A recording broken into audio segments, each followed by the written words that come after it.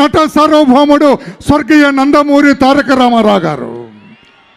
పేదవాడికి కూడు గుడ్డ నేడివ్వాలన్న పవిత్ర ఆశయంతో తన సినీ జీవితానికి స్వస్తి పలికి తెలుగుదేశం పార్టీని స్థాపించి 9 నెలల్లోనే తెలుగుదేశం పార్టీని అమ్మా ప్లీజ్ తీర్మానం ప్రవేశపెడుతున్నామ్మా రండమ్మా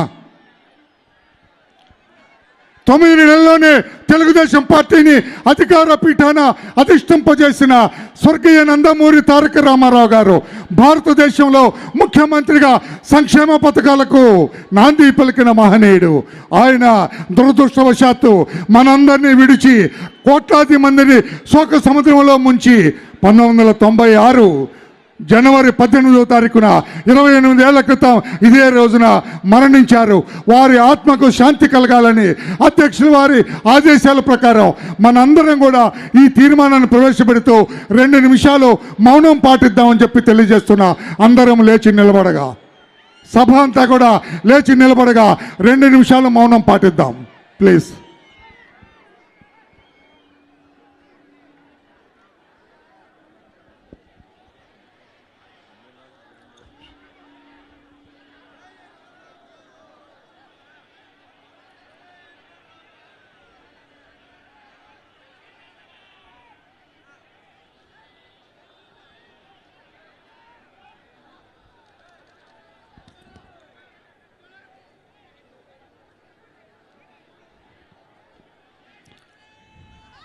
thank you sir, thank you very much sir.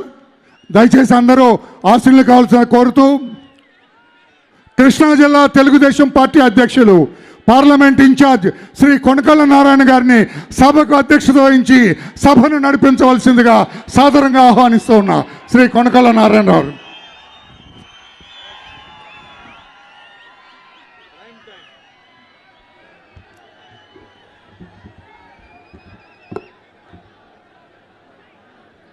జాతీయ తెలుగుదేశం పార్టీ అధ్యక్షులు,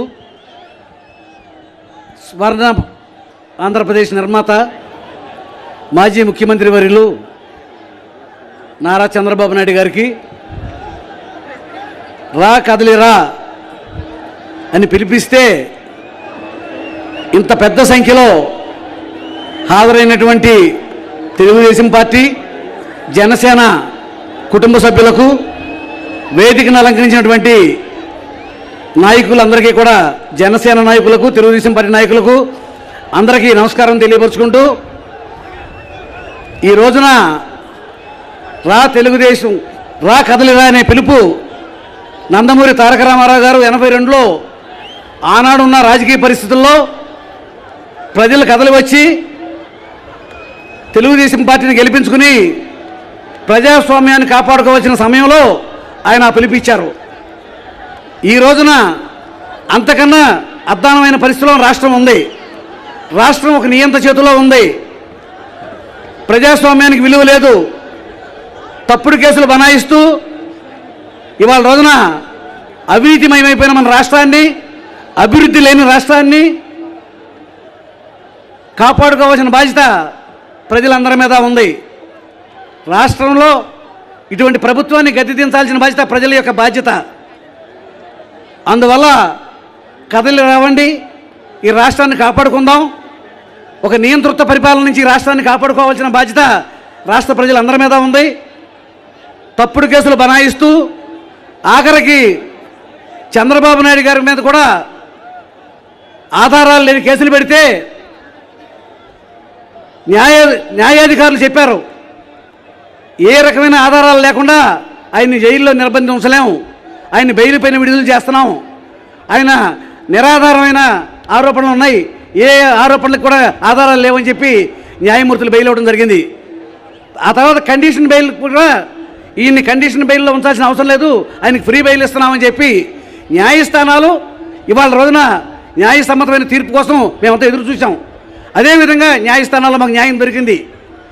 ఇవాళ రోజున పవన్ కళ్యాణ్ గారు చంద్రబాబు నాయుడు గారిని అరెస్ట్ చేయగానే సరాసరి జైలుకి వెళ్ళి ఆయన్ని కలిసి బయటికి రాగానే బేషరతుగా జగన్మోహన్ రెడ్డి ప్రభుత్వాన్ని దించడం కోసం నేను తెలుగుదేశం పార్టీతో కలిసి పనిచేస్తాను, జనసేన సైనికులంతా కూడా తెలుగుదేశం కలిపి పోరాటం చేస్తామని చెప్పి ఆయన పిలిపివ్వడం జరిగింది. అప్పటి నుంచి కూడా ఈ పోరాటం సంయుక్తంగా జరుగుతూ ఉంది. జనసేన తెలుగుదేశం పార్టీ లక్ష్యం ఈ యొక్క నియంతృత్వ పరిపాలన నుంచి రాష్ట్రాన్ని కాపాడుకుంటాం. ఇప్పుడు మనమంతా కూడా ఇవాళ ఈ పిలుపు మేరకు వచ్చాం. రాష్ట్రాన్ని కాపాడుకోవాల్సిన బాధ్యత ఉంది. రాష్ట్రం సర్వనాశనం అయిపోయింది. ఇవాళ రోజున ప్రజాస్వామ్యానికి విలువ లేదు. ఈ రాష్ట్రాన్ని మళ్ళీ కాపాడుకోవాలంటే చంద్రబాబు నాయుడు గారు ముఖ్యమంత్రి అవ్వాలి. గతంలో చంద్రబాబు నాయుడు గారి పరిపాలనలో ఆయన యొక్క ఉత్తమమైన పరిపాలన ఇప్పుడు మీరంతా కూడా చంద్రబాబు నాయుడు గారి మాటల కోసం ఎదురు చూస్తూ ఉన్నారు. అందువల్ల మీరు గొడవ చేస్తున్నారు. ఇప్పుడు మాజీ శాసనసభ్యులు రావి వెంకటేశ్వరరావు గారిని మాట్లాడవలసిందిగా కోరుతున్నాం.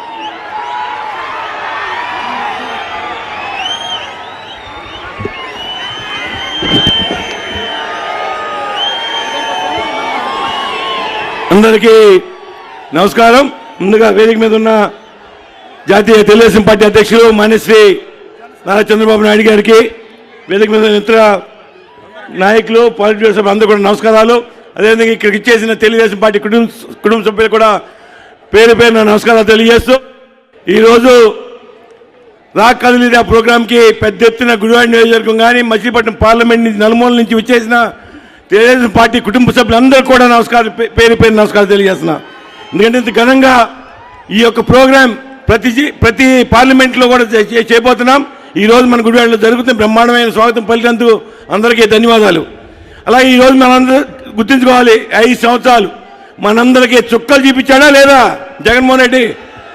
ఎందుకంటే ఈరోజు అన్ని వర్గాల్ని ఎవరిని వదిలినా బీసీ, ఎస్సీ మన అందరినీ కూడా ఇబ్బంది పెడుతూ చుక్కలు చూపించాడు. ఇవాళ కొడాలి నాని మనం 20 సంవత్సరాలు గెలిపించాం. 10 సంవత్సరాలు తెలుగుదేశం పార్టీ బీఫామ్ ఇస్తే గెలిచాడు, అవునా కదా? తర్వాత ఏం చేశాడు? వెన్నుపోటు పొడిచి తెలుగుదేశం పార్టీ కార్యకర్తకి మోసం చేసి వైఎస్ఆర్సీపీ పార్టీలో చేరాడు. అక్కడికి చేరింది ఎవరి దగ్గర? ఒక 420 దగ్గర చేరాడు. సరే, ముఖ్యమంత్రి అయిన తర్వాత ఏం చేశాడు?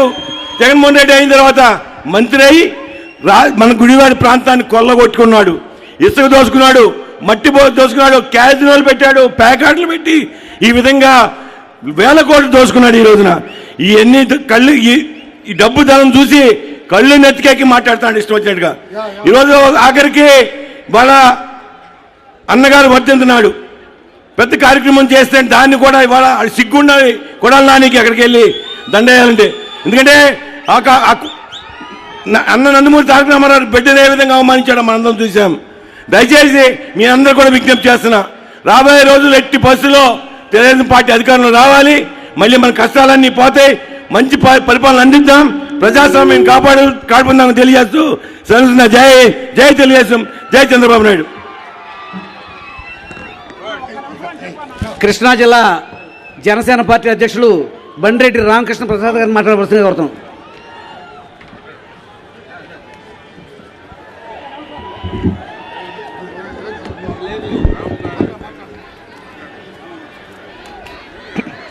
వేదికపై ఉన్న తెలుగుదేశం పార్టీ జాతీయ అధ్యక్షులు గౌరవనీయులు శ్రీ చంద్రబాబు నాయుడు గారికి, అలాగే వేదికను అలంకరించిన పెద్దలందరికీ నా నమస్కారాలు.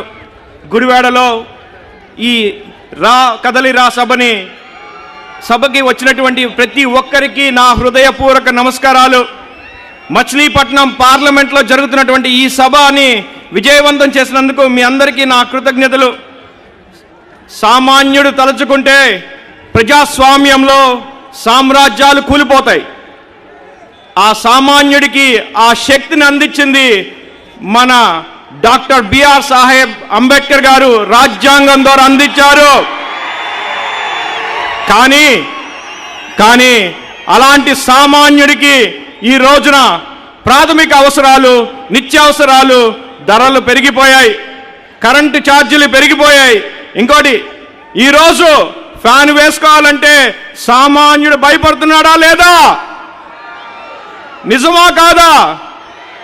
మరి గ్యాస్ సిలిండర్ల రేట్లు పెరిగిపోయినాయి, అలాగే బియ్యం, పప్పు, ఉప్పు, నూనె, అలా ఒకటి కాదు అన్నిటి ధర ఆకాశానికి అంటుకుంటున్నాయి. వీటన్నిటి గురించి స్థానిక పౌర సరఫరాల మాజీ మంత్రి అదే మన గుట్కా నాని ఎప్పుడైనా మాట్లాడ్డా? మాట్లాడ్డు. గుడివాడ నియోజకవర్గం గురించి మరి ఎప్పుడైనా అసెంబ్లీలో మాట్లాడ్డా? మాట్లాడలేదు. మీరెవరు చూడలేదు, మనం ఎవరు చూడలేదు. కానీ మరి పవన్ కళ్యాణ్ గారిని అలాగే పెద్దలు బాబు గారిని తిట్టడం చూసారా? బాగా చూసాం. ఇదే ఆ గుడివాడ గూండా ఈ 10 సంవత్సరాల్లో చేసింది. జగన్కి అత్యంత సన్నిహితంగా ఉంటూ ఒక కాంట్రాక్ట్ ఉంది వాళ్ళిద్దరి మధ్య. ఆ కాంట్రాక్ట్ ఏంటో అని అడగవచ్చు మీరు. ఆ కాంట్రాక్ట్ బూతులు మాట్లాడడం కాంట్రాక్ట్ సైన్ చేశాడు ఈ బూతుల మంత్రి. ప్రజలు పిల్లలు అబ్బా వీడొచ్చాడ్రా బాబు అని చెప్పి టీవీ కట్టేసే పరిస్థితి వచ్చింది రాష్ట్రం అంతా. సహజంగా ఒక మంత్రి వస్తే తన శాఖ గురించి మాట్లాడడానికి వచ్చాడు, ఒక ప్రకటన ఇస్తారనుకుంటారు. కానీ ఇప్పుడున్న వైసీపీ మంత్రులందరూ కేవలం ప్రతిపక్ష నాయకుల్ని పెద్దల్ని తిట్టడానికి మాత్రమే టీవీలు ఎదురుగుండా ప్రెస్ మీట్లు ఎదురుగుండా వస్తూ ఉన్నారు. ఇది మాత్రం ప్రజలు ఫిక్స్ అయిపోయారు. జగన్ క్యాబినెట్లో మరి క్వాలిఫికేషన్ కావాలంటే బూతులు మాట్లాడాలి. మరి ఈ మంత్రులకి మాత్రం వారి శాఖ గురించి సబ్జెక్ట్ నాలెడ్జ్ మాత్రం లేదు. కేవలం బూతుల పిహెచ్డి మాత్రమే ఉంది. మీ నియోజకవర్గంలో రోడ్లు సరిగ్గా లేవంటే ఒక జనసేన వీర మహిళ మీద మరి దాడి చేశారు. ఎక్కడ చూసినా మరి మౌలిక సదుపాయాలు లేవు అంటే వారి మీద దాడి చేస్తా ఉన్నారు వైసీపీ ప్రభుత్వ నాయకులు. ఇంకెన్నాళ్ళు భరిస్తాం ఈ దుర్మార్గ దౌర్జన్య దారిద్రపు ప్రభుత్వానికి? స్వస్తి పలుకుదాం. సోదరులారా, సోదరీమణులారా, అవకాశం వచ్చింది. ప్రజలారా తిరగబడండి. మీ ఓటుతో మన అభివృద్ధిని కంటకులను ఇంటి దగ్గర కూర్చోబెట్టండి. అభివృద్ధి కోసం, ప్రజాసేవ కోసం సామాన్యుడి ప్రభుత్వాన్ని జనసేన తెలుగుదేశం కలిసి ఏర్పాటు చేసుకుందాం. మనందరి ప్రభుత్వం 2024లో స్థాపించుకుందాం. తెలుగుదేశం జనసేన ఉమ్మడి అభ్యర్థులను గెలిపించుకుందాం. అలాగే మన గుడివాడ నియోజకవర్గంలో మన వెనుగళ్ల రాము సోదరుని గెలిపించుకుని అఖండ మెజార్టీతో గెలిపించుకుందాం. జై జనసేన, జై తెలుగుదేశం, జై హింద్. ఇంతవరకు ఈ అవకాశాన్ని ఇచ్చినటువంటి